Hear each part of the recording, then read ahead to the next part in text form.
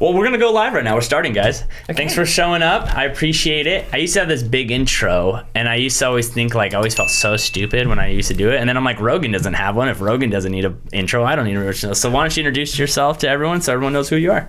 Okay, hi. I'm Julie Reintz, owner of Dissertation Soap. I'm Sean Ruiz, co-owner of Dissertation Soap. Awesome. So how did you guys connect? Well, actually, I started to take Jiu-Jitsu. Oh my God. Do you teach Jiu-Jitsu? I do teach Brazilian Jiu-Jitsu. Dude, I want to start. Yes. Always welcome. Oh, perfect. We're going to talk afterwards. Yeah, awesome. You would be in the best hands. Oh, awesome. Dude, it's funny how this room connects more things. It's unbelievable. It continues. Sorry. Nice. Yeah. Go for it. Yeah. Yep, so that's how we met. Mm-hmm. I needed some extra help, and I asked if there was anybody who would be interested, and Sean said... Yeah, it was, I had a small chemistry background because, you know, she's a PhD in chemistry. It just seemed like it was a good fit.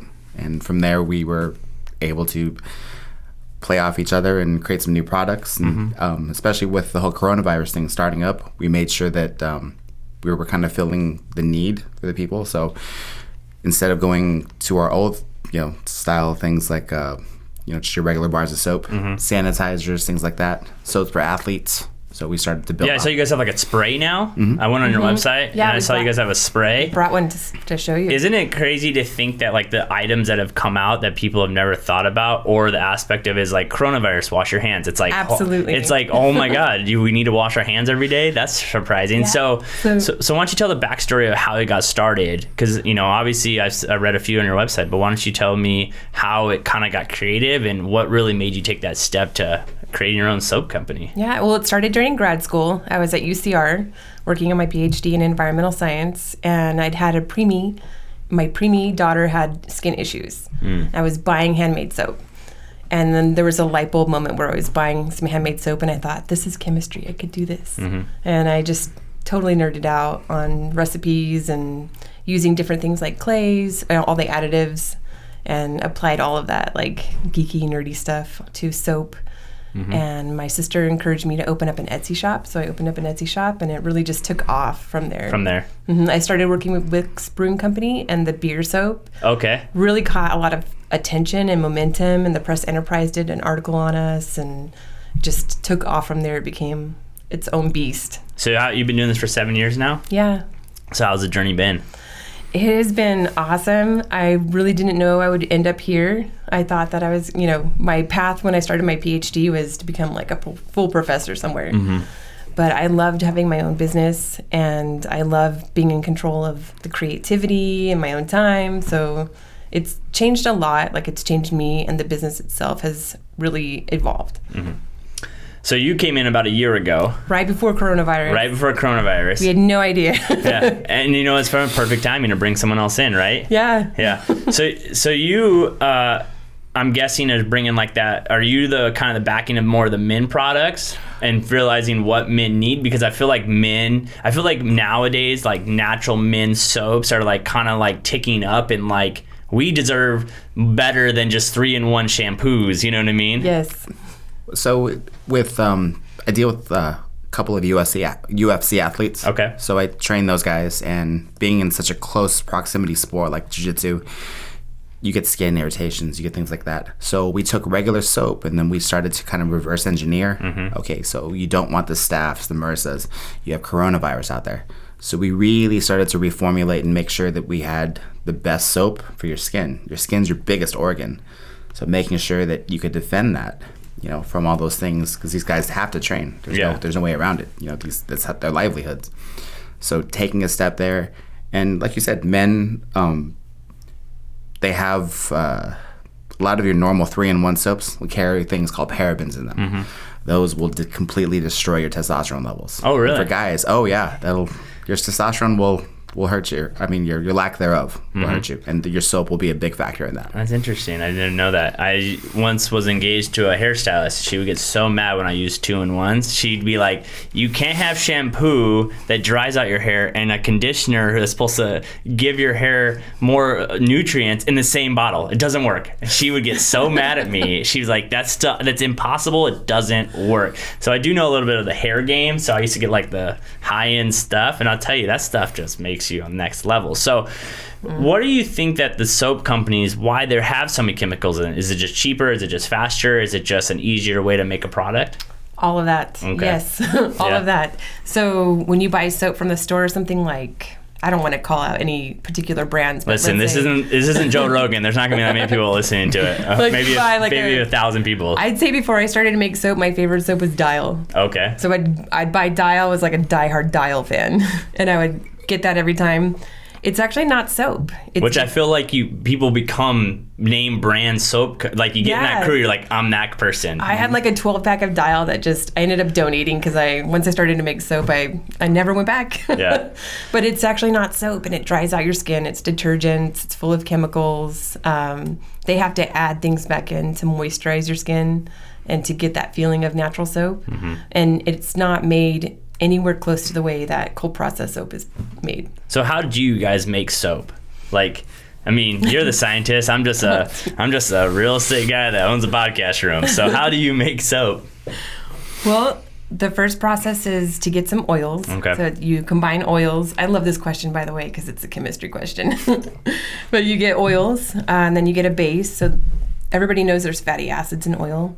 And then your base is like your acid-base chemistry. They neutralize each other. A gas is released, some heat, and it becomes the salt of the fatty acid. So you mix the oil, you mix the lye, blend it together, emulsify it with a stick blender, pour it into a mold, whatever shape you want. We do loaf molds. Okay. We do pretty small batches because that helps with quality. Yeah. So it's like a big tray. Pour it in there, let it harden up for about a day or two, take it out of the mold, cut it up into bars, and then it cures for about 4 to 6 weeks. Okay. So it's 4 to 6 weeks before you can put something out there. Yeah, and a lot of people don't know that it takes a long time. It's a long curing process. It's similar to like brewing. Okay. Some beer. Everyone knows. Is that how you got hooked up with the wicks? Yeah. Okay. Well, we started to use beer in the soap. All right. I found that beer helped with eczema. Oh. And all of the soap was for... That's another meaning of beer shower or shower beer. It's true. Yeah. Yes. So you got shower beer and then you get your bar of soap. Perfect. Exactly. Yeah, and I think that's why it caught so much attention because it's really unique. I think that's what we do is we try to make our soap a step above. What's unique about it? You separate yourself. So since you've been in the soap game, right, what is something that you've learned from it that you weren't expecting? Wasn't expecting all the different additives, the certain types of clays, things like that. Like, like something as simple as like, how do you make your bar lather more? You throw some powdered sugar in there, boom, it turns into a big snowball. So you learn those different things you can add to it to make the product that you want. Yeah. Maybe you want something a little more drying. Maybe you want something that's more antibacterial.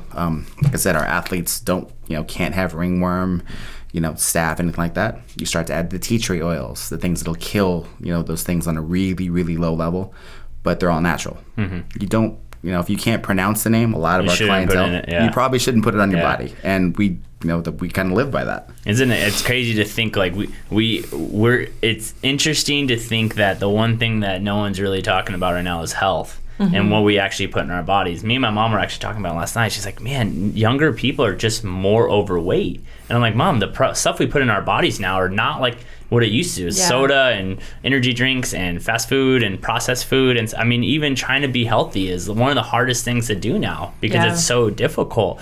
So with the soap, you guys are coming out with all these new products. What's something you guys are thinking that you guys are on the verge of like coming out with if you want to talk about something new? Or what is your newest product you've come out with that you're super excited about? We actually haven't told anyone yet, and probably by the time this comes out, we'll have the announcement made, but we're going to go full vegan. Oh, okay. So we talked about it, hashed it out, and we decided to turn the whole line over to vegan. And that means removing honey from our products, beeswax, if we're using any silk proteins. And what was the reasoning behind this? It's more environmentally friendly.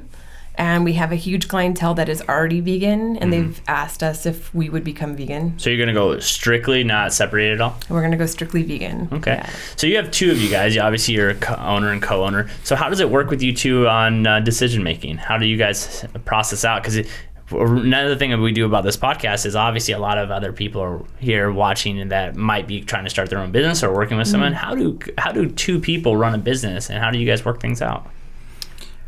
I would say the base of it is we both bring the pros and cons. Like, we'll go ahead and we'll break it down here. And, you know, at the end of the day, it's a business, so dollars have to make sense. For sure. So we'll have definitely one of us, you know, we won't say names, but which one of us is the cheap one. Yeah. And then, you know, sometimes we do have to take the risk. You know, we have to take the risk. Okay, maybe this bottle will work for us, or maybe we want to lean towards, you know, time of year. Okay, we have to focus on Mother's Day coming up, Valentine's Day, those type of things. Maybe we'd try a gift set.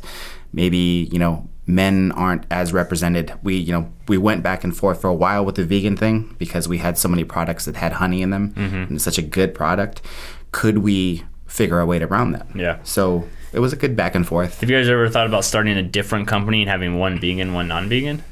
Another soap company where you would keep the because you just said you have great products on this side and it would suck to get rid of them. Do you ever thought about maybe separating? I've actually thought about that, not with the vegan, but with CBD. Oh, okay. To create a completely different company or line that would include CBD. That's the hard part that a lot of people don't understand, is that when you're coming with a certain angle in a product, you have to worry about how your clientele is going to be affected by it, and if that move is going to make more people go away from your product, because some people are not. CBD is like a weird subject. Some people are like gung ho about it, and some people are still anti-CBD. It's still stigmatized, right? Yeah. Some people or you know, some people are extremely crazy vegans, and they're like, well, I don't want to use a product even if they have some honey in it. I don't want, you know, and that's the thing that people. It's why my life is on social media, and you know, I'm on camera 24/7. It's like I have to be very careful with clients because I don't know. You know what I mean? What would upset someone who would not upset someone? And I think that's something that people don't understand when it comes to the brand that you guys are representing. So moving forward, so it's just you two, or how many people do you guys have in your actual company? It's just us two, and we also have an intern. Oh, nice. See, I need to get an intern, right? I need to learn how to have ours. Dude, I need to get an intern. Seriously, I need to get one of them. I've been searching one forever. So how did you guys get her? You know, she came to some of my workshops. I teach STEM-driven workshops where I show people how to make products, and I teach them the chemistry behind it. So she kept coming to my workshops, and then she approached me and asked if she could become an intern. Oh, nice. I said, yeah, let's do it. So what is her main thing at your guys' location? Like, how does she help you guys out? She started to help out with the workshops on hand, but that was pre-coronavirus. So we would host these workshops where I would teach bug bite bomb up in the mountains, and she would come in and lend an extra hand, or come in and wrap soap, help make products. So who is the main person? If I have to lean, I'm assuming you're leaning more in the chemistry. So do you lean more like the marketing, let's do a package deal, we got this coming up? Is that where you feel like? We've been really fortunate now, just because, you know, myself knowing a lot of the local gyms, a lot of the local things, a lot of our local athletes. So we've gotten a chance to market in a lot of different places. We have Made in Riverside, we have Pure Nutrition, we have a lot of these different places, NutriShop, a lot of these places now that probably wouldn't have talked to us beforehand, because now we carry an athletic line or several athletic products.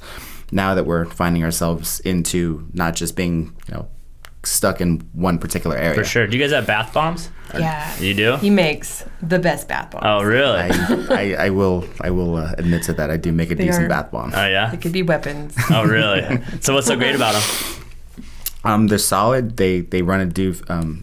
We can go ahead and customize them, which is kind of cool thing. The cool part about being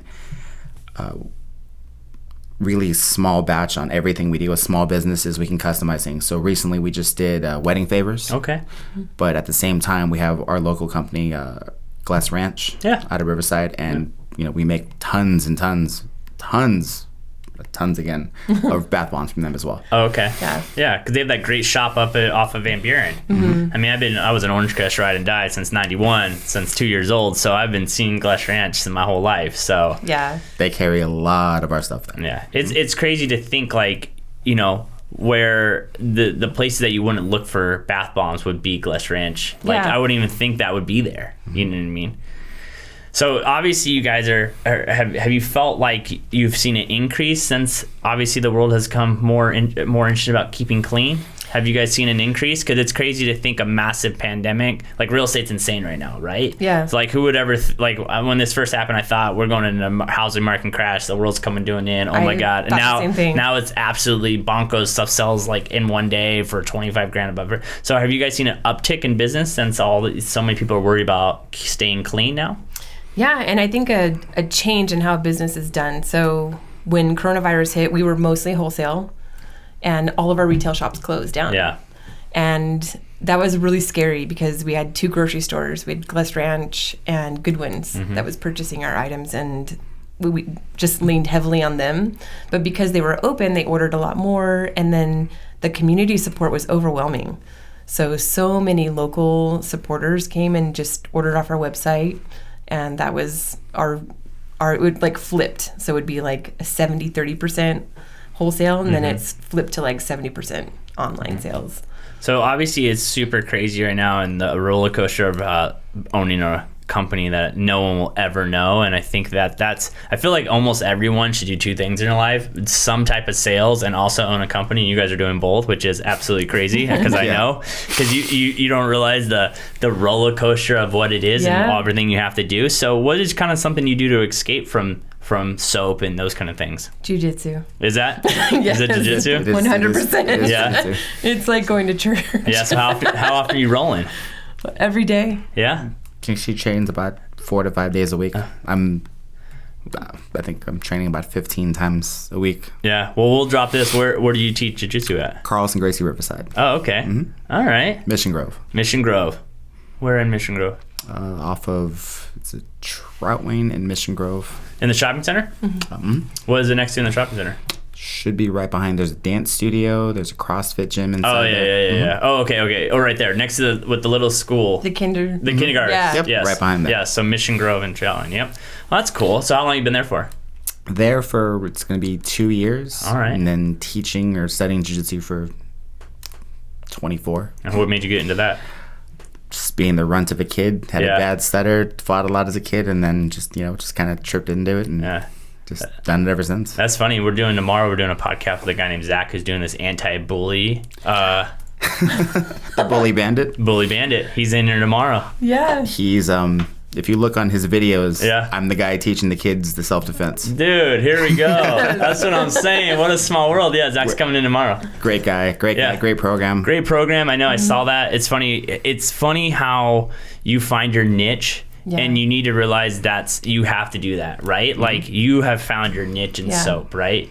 Zach used to be a real estate agent, whatever. He's now found his niche. And I think that's what people need to realize is like the direction that you think you're going to go. Like you thought you're going to be a professor and now you're like running your own business in soap. And a year ago, you're now in soap. Like you went from you went from teaching people how to kick people's asses, right? I got UFC fighters to now I'm making bath bombs. Yeah. Now you're like, man, I feel so soft. You're like, I'm going to teach you how to fight and your skin's going to be nice. And if you come in here, exactly how and it's if like. you come in here with a freaking ringworm, I'm shutting you down. Exactly. Like you better get on my product. That's awesome.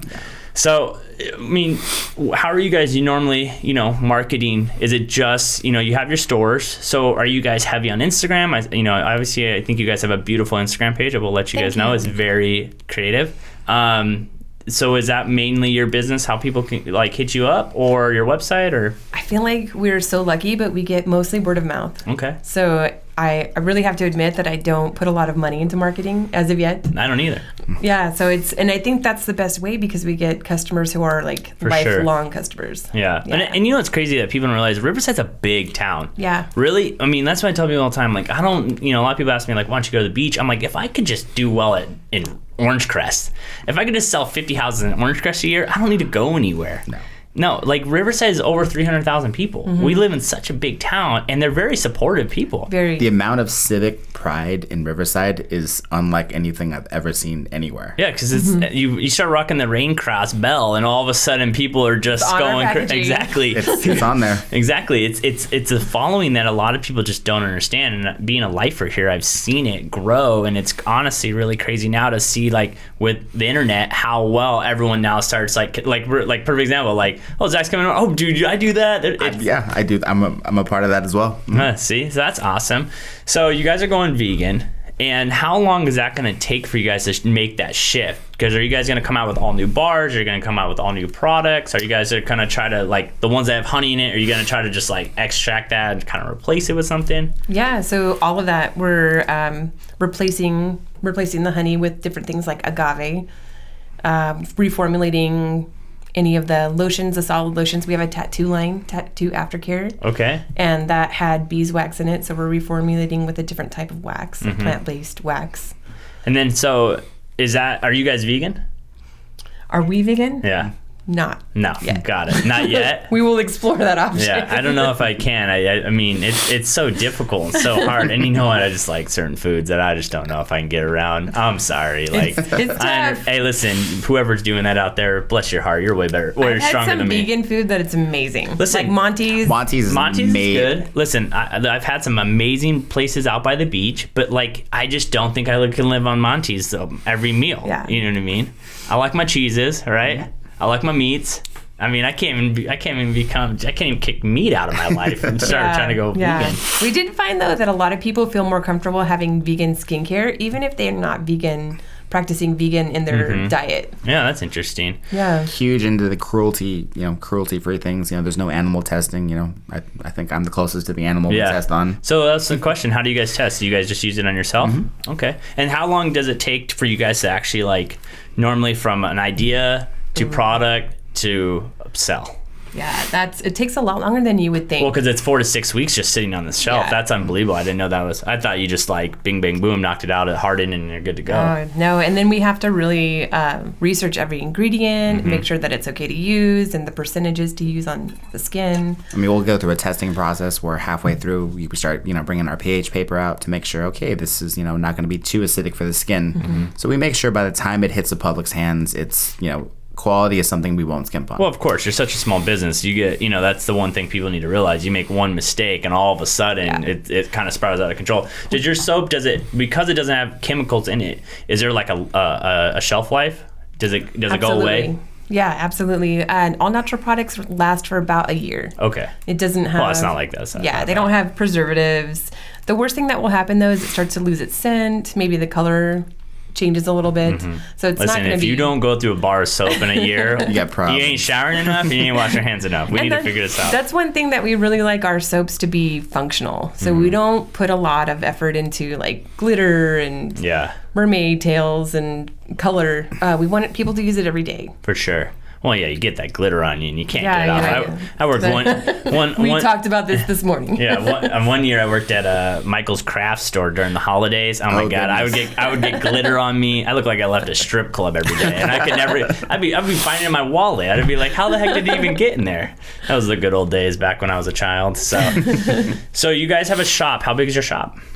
Our workshop is, I would say about 2,000 square feet. Yeah, it's pretty big. Okay, and just you two in there? So do you guys have a lot of product? So I know there's a guy that a client of mine, he works with massive companies, and what he does is tries to teach them, like, you don't need tons of product, right? Like, figure out how long it takes to build that camera, and then just have enough. So how much are you guys building out of like inventory that you guys have? Are you guys like fully stacked, or do you only make inventory when it's ordered? Question. That's a great question. That's my job here. I'm trying. That's it. We have to kind of predict what we think our clients will order. Like we have a one large account called Avoco, and they order products from us for all of their farmers markets. They have 50 farmers markets throughout. Oh, do you guys go to the farm market out here? No, we make their soap. Oh, okay. Yeah, so we have to kind of predict, like, well, what is he going to order, how much, and then we tell him ahead of time, like, hey, if you're going to order this scent, you have to order it like a month in advance. Yeah. Because we can't just have it in stock, For sure. 1,000 bars in stock, just in case you want to buy them. And at the same time, we also have things like farmers markets come up. Okay, there is the Twilight one? Starlight event in Temecula. So we did those. There's going to be a couple ones in Riverside coming up. Yeah. Next Friday, we have a vegan market. So we do our own markets. All right. Then the online sales, and we're getting onto Amazon. Oh, you're doing Amazon. Okay. And then for you guys, when you make a new product, do you guys do like a test run on it before you make a mass? So after it passes you, right? then do you guys have like a small circle of people you say, hey, can you try this soap out for us? All right. Absolutely. If you want to be on that list, I would love to be in that group. We will. Listen, I'll tell you this. Listen, that's one thing people need to realize. I'm like the loudest guy in the world. So if I have a product, I'm very easily in camera. So it's like I do reviews for anyone. Like, that's awesome. Like I love doing. I think that's my main goal in life now. that I've found real is help people make more content, because I know how content can change your life. Yeah, I think that's also underrated. Like, just making one Instagram post could take about an hour or two. That's what I'm saying. Yeah, it takes a staging long photos. time. I'm Yeah. terrible at photos. I'm the war. I can be in front of a video camera all day long, freestyling, talking. We start taking photos. I'm like, God, I look like an idiot. Like, With my hands. I have zero confidence in the photo game. Yeah, so like Avaco is a great example. We developed a shampoo for them, Mm-hmm. and it took about 2 months, I believe, to really. We wanted something really unique, all natural, sulfate free.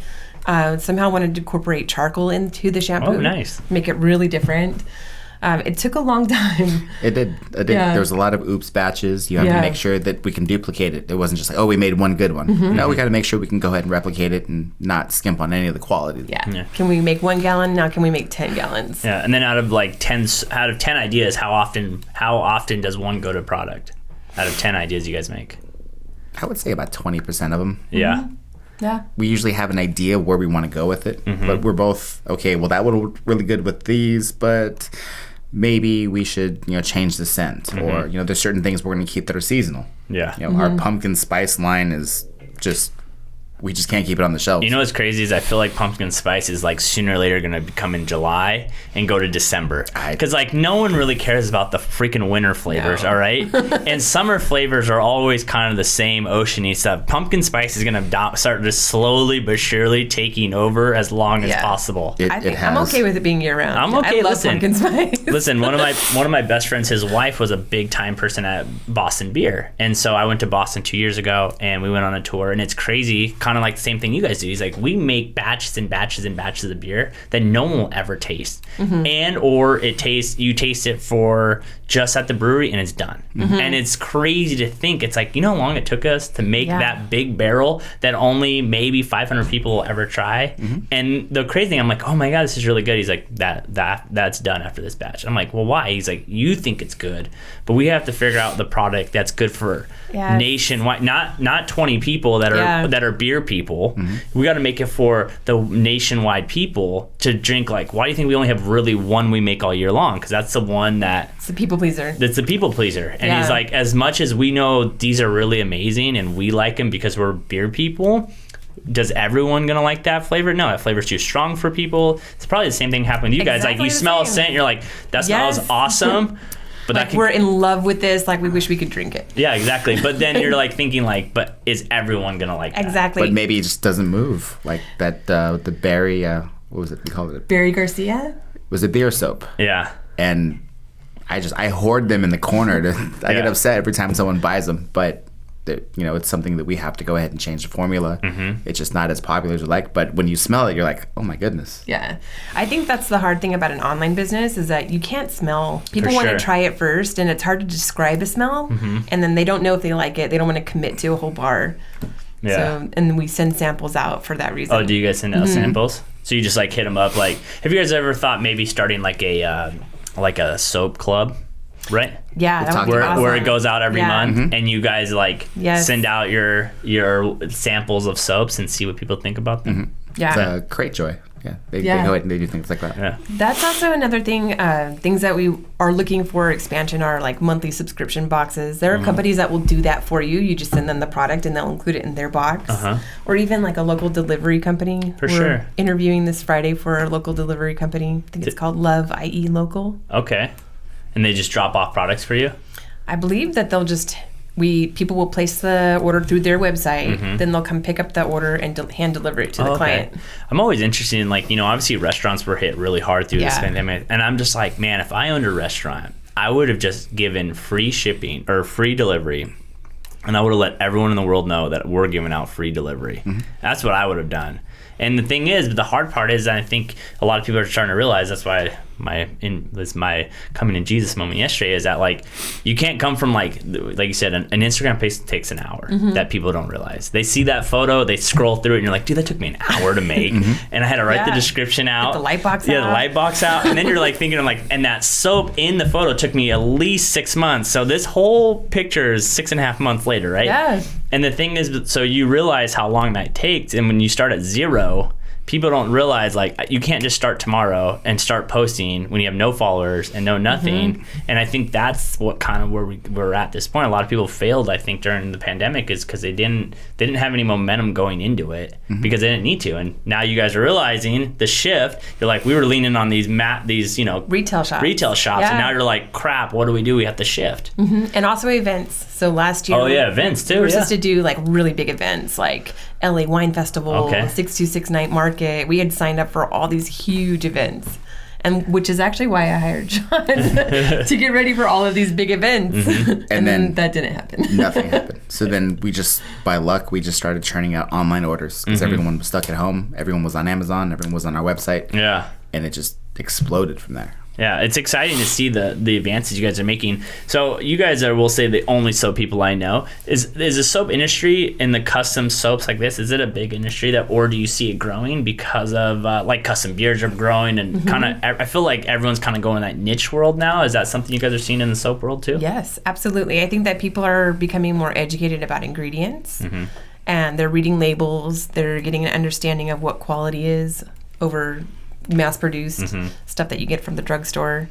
I think that I do feel like people are more aware of their health and the topics of antibacterial, how often do they need to wash their hands, how long. I mean, we now talk about people washing their hands and singing happy birthday. Oh, yeah. Like, that's how long you need to wash your hands. But pre-coronavirus, that was never really talked about. I know. It's crazy to think, like, what was, like, the massive push in America. It was, like, if you're sick, stay home. Cover your mouth when you cough, cover with your shoulder. Cough into your elbow. Yeah, cough with your elbow and wash your hands. Like, to think that as a nation, we have to explain this to people. If you're sick, stay home.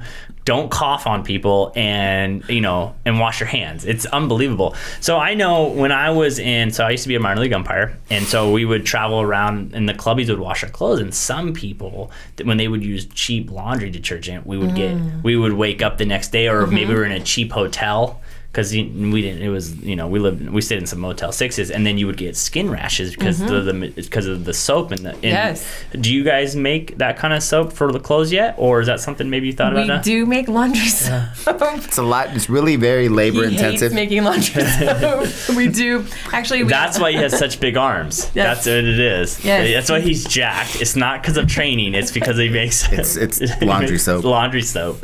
But we make really awesome laundry soap. It actually is really good. Pretty labor intensive though, because you have to shave down the bars of soap. Okay. And that's what happens to our soap that like we didn't like or we didn't pass the test. Because it doesn't really matter at that point. Yeah. Yeah. Is it just like scoop? Is that what it kind of is? Like, do you guys? Yeah. Is a scoop? Yeah. Like a dry scoop. Yeah. A dry scoop. It works well for gis. Okay. For workout, any workout clothes or training gis. Yeah, that's the hard part. Is like, God, there's some soaps that's like, dude, because it doesn't get that funk. It doesn't get that funk out. You know what I mean? That training funk is real. The training funk is real. It's very, very real. It's very people. I mean, I feel bad for moms that have teenage boys. Like, you know what I mean? That funk is real. And they don't wash their clothes. They pull them in the corner and they've been there for 2 weeks and then. Yeah. You know what I mean? So do you guys have sprays too? Like, obviously, like Lysol's really huge right now. Do you guys have Okay. You guys have everything and everything, don't you? Pretty much. I think that's why we've been sustainable. I think that's how we've been able to survive. I mean, with everything from, bug repellents to post-athletic sprays, things like that, sanitizers.